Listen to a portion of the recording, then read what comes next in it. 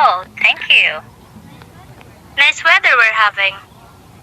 Yes. Well, You may sit down if you like. are you sure? I don't want to interrupt your reading. Really, sit. I would like very much to do have you so. The light is too bad for reading. I would prepare to talk. Well, if you insist. You know, you've got the sunniest girl I ever seen. Honest, I had my eye on you since yesterday. Yesterday? Didn't you know? Somebody was bowled over those pretty lamps of yours. Did you, Hanesako? Whoever you are, you must remember that I am the lady. I will excuse the remark that you just have made because of the mistake was doubtless not a natural one. In your circle, I asked you to sit down. If the invitation must constitute me with your Hanesako, consider it withdrawn. I'm sorry. I didn't mean to offend you. I just thought, well, I mean, there are girls in parks. You know? That is, of course, you don't know, but, Abandon the subject if you please. Of course, I know. right. Now tell me about these people passing and crowding each way along these paths. Where are they going? Why do hurry so? Are they happy? It is interesting to watch them, isn't it? The wonderful drama of life. Some are going to supper and some to or other places. One can't help but wonder what are their histories are. Yes. How fascinating they seem to me. Rushing about their pretty little dreams and their common worries. I came here to sit because here only can I be near the great, common, troubling heart of humanity. My part in life in cast where its bidding is never failed. Can you sunrise while I spoke to you, mister? Parkenstacker. And your name? No, you would recognize it immediately. It is simply impossible to keep one's name out of the papers. Or even one's portrait. This veil and this hat, my maids of course, are only my protection. They furnish me with a cog. You should have seen the chauffeur starting when he thought I did not say. Candidly, there are 5 or 6 names that I belong in the holy polies and mine. By the accident of this birth is one of them. I spoke to you, Mr. Scantinpot. Parkenstacker. Mr. Punkerstocker. Because I wanted to talk for once with a natural man, a real man, one unspoiled by the spectacle gloss of wealth and supposed social superiority. Oh, you have an idea how weary I am of it. Money, money, money. And one of the men who surround me dancing like a leather marionettes. All cut from the same patterns. I am sick of pleasure, of jewels, of troubles, of society and luxuries of all kinds. I always had the idea that money must be a pretty good thing. Competence is to be desired. But when you have so many millions, that it is the monotony of the pills, of the polls, drivers, dinners, eaters, balls, Super Bowls, dinners, more polls, followed of course by dinners and supers, with gilding of the superfluous wealth over it all. Sometimes the very thing called the eyes in my chunk glass nearly drives me mad. You know, I've always liked to read up on the habits of customs of the wealthy class. I consider myself a bit connoisseur on the subject, but I like to have an information accurate.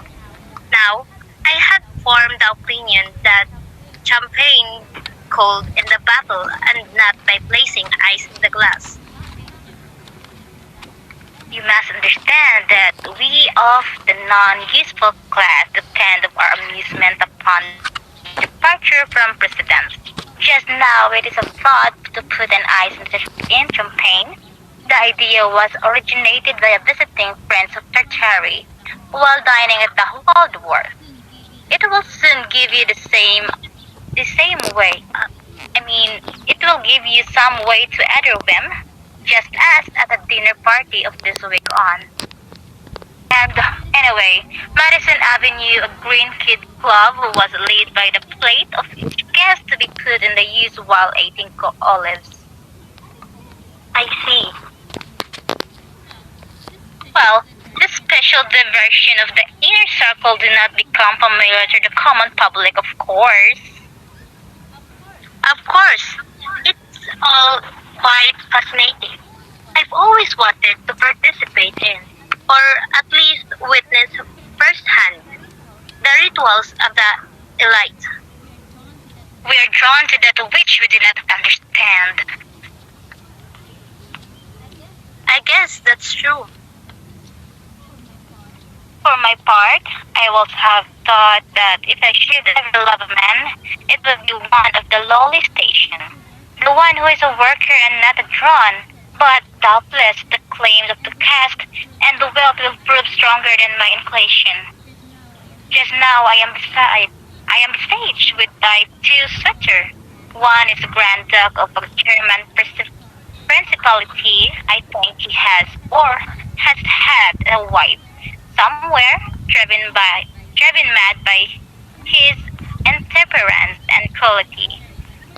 The other is an English marquis, so cold and mercenary that I prepare even the diabolical nature of the talk. What is that impels to tell me you these things, Mr. Parkinwalker? Parkinstalker. Of course. I don't know why you should bare your soul to the common man like me, but you can know how much I appreciate your confidences.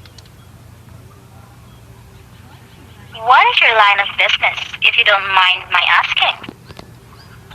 A very humble one, but I hope to rise in the world someday. You have aspirations? Oh yes, there's so much I want to do.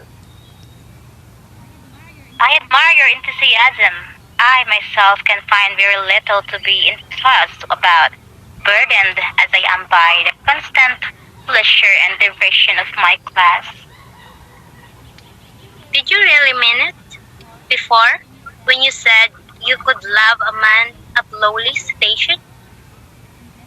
In bed, I did, but I said might. Why only might? Well, there is a Grand Duke and the Marquis to think of, you know. But you've said yourself. They're so cool.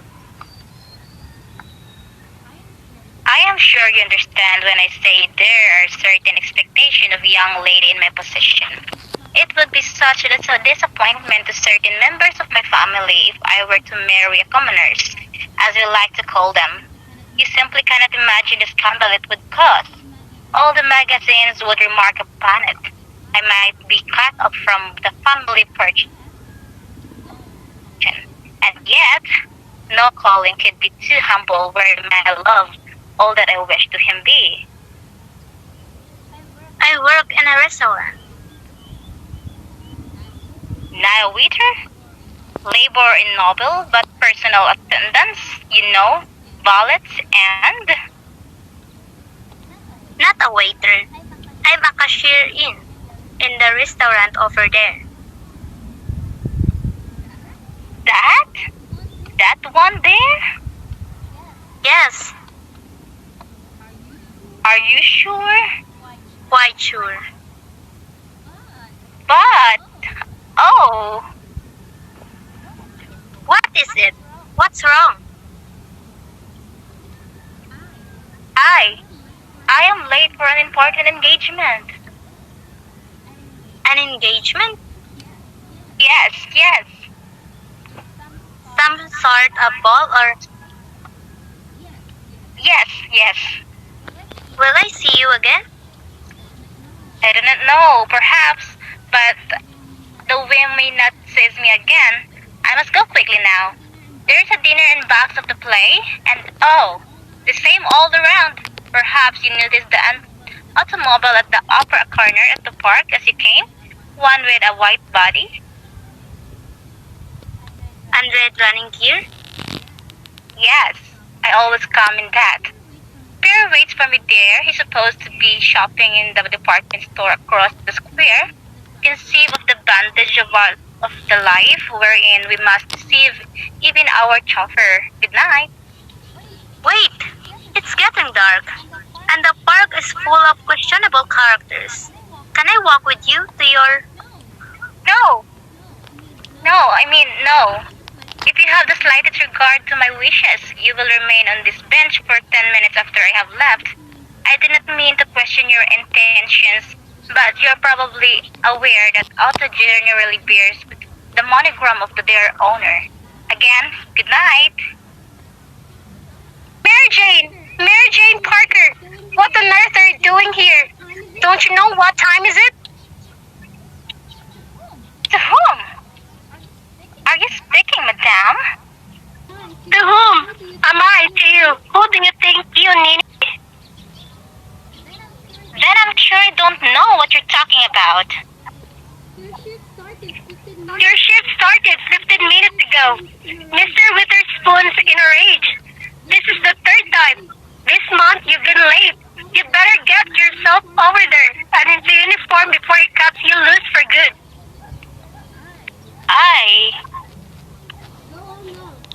Go on now. I know you can't afford to miss a paycheck. You must have confused with someone else.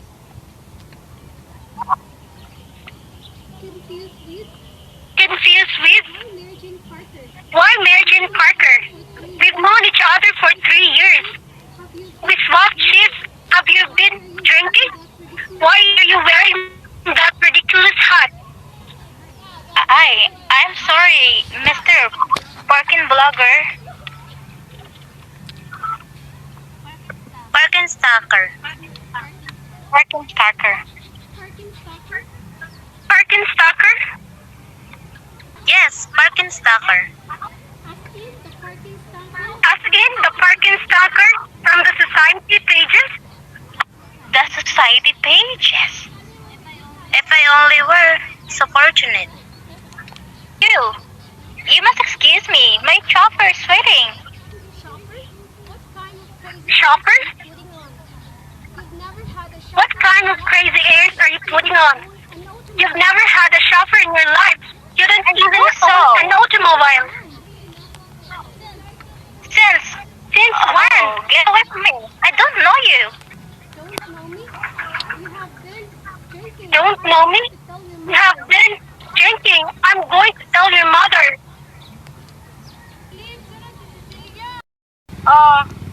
Wait! You forgot your...